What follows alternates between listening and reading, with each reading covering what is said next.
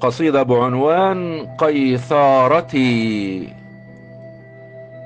جودي علي بشدوك الفتان، وتمايلي يا غضة الأفنان، وتدللي عند الحديث ورتبي شدوى البيان الحلو عقد جماني.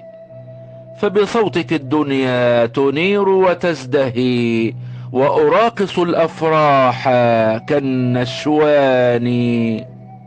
يا زهرة الدنيا ونفحة طيبها، وعبير زهر الروض والريحان، كيف استبحت القلب حين دخلته، فأثرته بفصاحة وبيان.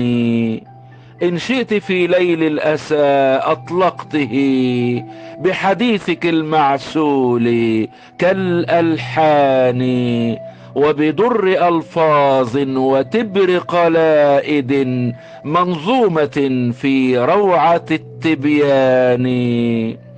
وإذا نأيت وغاب صوتك مسه هم يؤرق نومه ويعاني، ويبيت ينتظر الصباح لعله يحيا بصوتك من موات هواني.